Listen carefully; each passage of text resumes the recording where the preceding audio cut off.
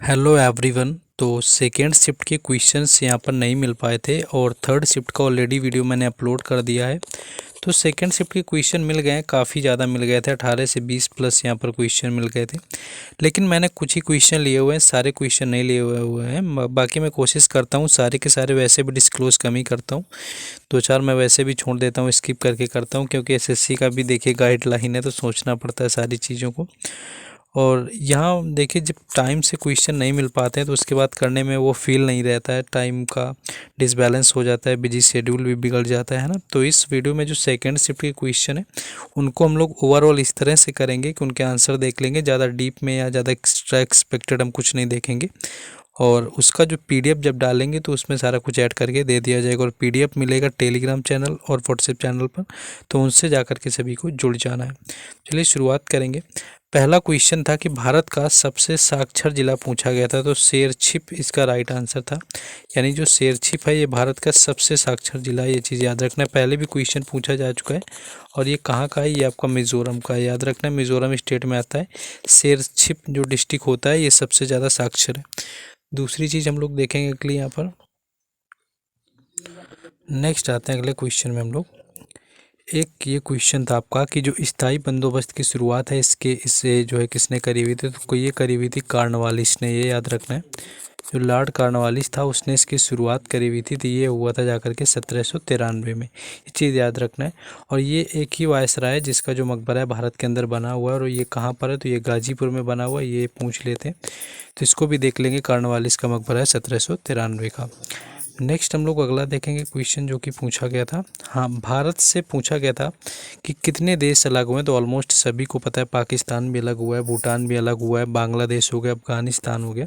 तो ओवरऑल तो 7 देश भारत से अलग हुए हैं अगर अखंड भारत की बात करी जाए। तो उसी हिसाब से देख लेना है कि कौन कौन से क्वेश्चन आपके पूछे गए थे, तो आपका किस हिसाब से ऑप्शन दिया हुआ था। नेक्स्ट क्वेश्चन था आपका कि स्टेट फ्रॉम हार्ट जो है वो किसकी आत्मकथा है? तो कपिल देव इसका राइट आंसर था। यानी जो कपिल देव हैं इनकी आत्मकथा का नाम है स्टेट फ्रॉम हार्ट। एक इनकी 83 भी, 2-3 इनकी आत्मकथा रही हुई हैं जिस पर 83 मूवी भी बनाई गई थी। तो इस चीज़ को याद रख सकते हैं, स्टेट फ्रॉम हार्ट जो है कपिल देव की है। नेक्स्ट जो अगला यहाँ पर पूछा गया, हाँ, एक क्वेश्चन पूछा गया था कि जो 86 नंबर का संविधान संशोधन था जो कि 2002 में हुआ था जाकर के, इसका किससे रिलेशन था? तो ये रिलेटेड था शिक्षा के अधिकार थे, यानी ये जो शिक्षा का अधिकार था, यानी कि 11वां जो मौलिक कर्तव्य था 2000 आपका आर्टिकल 21A यानी कि अनुच्छेद जो 21A था, ये इसमें ऐड किया गया था। मौलिक कर्तव्य आपका 11वां बनाया गया था, शिक्षा का अधिकार, जो कि आपसे यहाँ पर पूछा गया था। नेक्स्ट क्वेश्चन अगला है। हाँ, नेक्स्ट क्वेश्चन आपका ये पूछा था कि 2011 जनगणना के अनुसार सबसे ज़्यादा जो शहरी प्रतिशत है वो किस राज्य का है? तो गोवा इसका राइट आंसर होगा, जो कि प्रतिशत के मामले में यानी कि अर्बन परसेंटेज की बात करी जाएगी सबसे हाईएस्ट कहाँ पर है? तो गोवा में है। और बाकी अर्बन अगर पॉपुलेशन पूछेगा कहाँ की है तो वो तमिलनाडु का होता है, ये याद रखना है। अर्बन पॉपुलेशन में आपका तमिलनाडु आ जाएगा, लेकिन परसेंटेज की बात हुई थी तो यहाँ पर गोवा इसका राइट आंसर था। नेक्स्ट अगला क्वेश्चन है कि संविधान में राज्य विधानमंडल जो है किस भाग में दिया गया था? तो भाग इसका 6 हो जाएगा, यानी कि भाग 6 में राज्य विधानमंडल दिया हुआ है।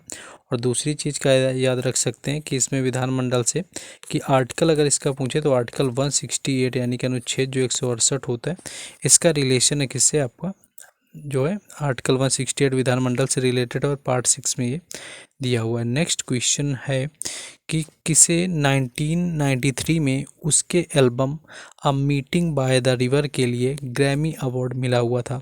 तो विश्व मोहन भट्ट इसका राइट आंसर हो जाएगा, यानी कि जो विश्व मोहन भट्ट थे इनको 1993 के अंदर ग्रैमी अवार्ड मिला हुआ था उनका जो। और ये किसके लिए मिला? तो a meeting by the river के लिए मिला। ये क्वेश्चन पहले भी पूछा जा चुका है, पीवाईक्यू क्यू के हैं जो ऑलमोस्ट क्वेश्चन। देखिए जैसा कि सेकंड शिफ्ट पता चला हुआ था कि काफ़ी ज़्यादा टफ था, तो उसकी कंपैरेटिवली अगर देखा जाए तो उतना भी टफ नहीं था, क्योंकि काफ़ी सारे क्वेश्चन इसके अंदर प्रीवियस ईयर के हैं यहाँ पर। नेक्स्ट अगला जो पूछा गया था देखिए एक क्वेश्चन है कि भाखड़ा नागल जो बांध है वो किस नदी पर बना हुआ है, ये पूछा गया था। तो सतलुज नदी इसका राइट आंसर हो जाएगा। सतलुज नदी पर जो है भाखड़ा नागल बांध बना हुआ है। अगर कभी इसका स्टेट पूछ ले तो ये हिमाचल प्रदेश स्टेट में, ये चीज़ भी याद रखना है। तो ये आपका भाखड़ा नागल डैम से क्वेश्चन पूछा गया था। नेक्स्ट ये क्वेश्चन पूछा गया था कि जनगणना से संबंधित जो अनुच्छेद है वो कौन सा है।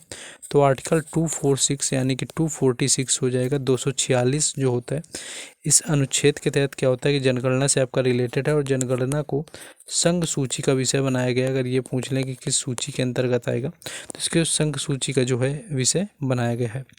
नेक्स्ट क्वेश्चन था आपका जनसंख्या आपके घनत्व की परिभाषा पूछी गई थी। तो इसमें क्या होता है कि एक नियमित क्षेत्र होता है और उसमें कितने लोग रह रहे हैं, यानी कि एक कितने स्क्वायर फीट मान लीजिए आप, इस हिसाब से देख लीजिए। एक आपको किलोमीटर ऐसे ले लिया लंबाई से और एक चौड़ाई से, यानी कि इसमें प्रति लोग कितने निवास कर रहे हैं। कुल आपका क्षेत्रफल जो दिया है उसमें जो आपका निवास करने के जो लोग होते हैं वो आपकी जनसंख्या घनत्व को दर्शाते हैं। इसीलिए आपको बताया जाता है कितने आपके प्रति व्यक्ति किलोमीटर होकर, है ना। तो जो एक पार्ट होता है उसमें जो लोगों के रहने की आपकी जनसंख्या होती है वो दर्शाता है। नेक्स्ट एक का था किसने आपकी बाजार विनियमन प्रणाली शुरू करी हुई थी। विनियमन प्रणाली की मैं बात करूं तो ये शुरू किया हुआ था अलाउद्दीन खिलजी ने। इसको याद रखना है, अलाउद्दीन खिलजी जो है इसका राइट आंसर था, जिसने कि बाजार विनियमन प्रणाली शुरू करी हुई थी। नेक्स्ट क्वेश्चन था कि 1974 में पहला रैमन मैग्सेसे आपसे पूछा गया था, यानी कि जो रैमन मैग्सेसे अवार्ड है ये पाने वाली पहली संगीतकार कौन थी।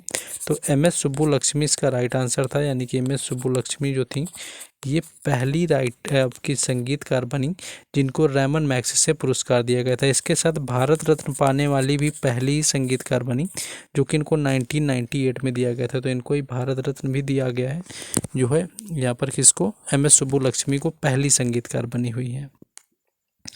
नेक्स्ट क्वेश्चन था कि क्रिकेट में स्टंप की ऊंचाई कितनी होती है। तो 28 इंच इसका राइट आंसर था, यानी कि जो 28 इंच होती है ये क्रिकेट में स्टंप की ऊंचाई होती है। और अगर आपका सेंटीमीटर में दिया हुआ था तो 71 सेंटीमीटर के अप्रॉक्स में ऑप्शन दिया गया होगा। नेक्स्ट क्वेश्चन था कि सबसे पहले मानसून जो होता है वो किस राज्य में प्रवेश करता है। पहले भी ये पूछा गया है और जब ये प्रवेश करता है तो इसको हम लोग आम्र वर्षा के नाम से भी जानते हैं स्टार्टिंग में जब उस टाइम आता है आपका। तो इस तरह से क्वेश्चन था आई थिंक कि 15 जून से जो होता है 15 जुलाई तक कहाँ पर मानसून रहता है। तो ये आपका केरल और कर्नाटक में रहता है, यानी कि यही दो राज्य होते हैं जिनमें कि सबसे पहले आपका आता है मानसून। तो केरल और कर्नाटक में आता है, ये चीज़ याद रखना है।